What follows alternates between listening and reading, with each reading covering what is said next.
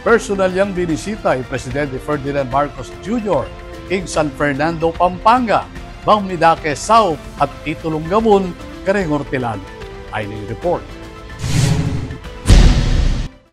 Mida kayang sao pinansyal at titulong gabon i-Presidente Ferdinand Marcos Jr. kayabing Department of Social Welfare and Development o DSWD at Department of Environment and Natural Resources o DNR kinggewang programa kay tiking San Fernando nganing September 19, 2025. Mentabela naman keti reng manungkulan king Kapitolyo apani munanda din na Governor Lilia Pineda at Vice Governor Dennis Delta Pineda. Penimunan ng PBBM at DSWD Secretary Rex Gatchalian ing pamagdake tsa 10,000 pesos kareng 2,970 a hortilano ibat king Pampanga. Balang metong kareti, tinanggap mo namang food packs ibat king provincial government.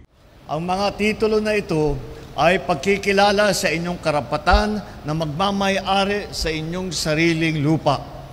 Layunin ng Handog Titulo Program na palakasin ang partisipasyon ng mamamayan sa pangangalaga ng kalikasan.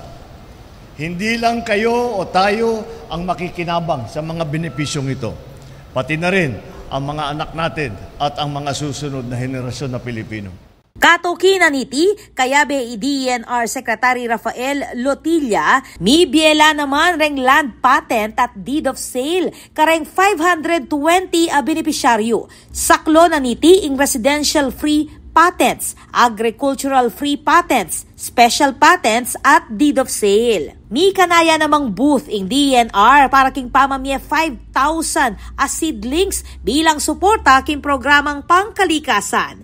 Ing handog titulo program ning DNR kapag nasanang pasik na nga ning seguridad ning pamagbandiking gabon, pasik na nga ning produksyon ning agrikultura at pakibatan ing food security agenda ning gobyerno. Makapailalam itiking Commonwealth Act 141 a inamyendan ning Republic Act 11573, Republic Act 10023 ating Residential Free Patent Act at aliwa pang batas.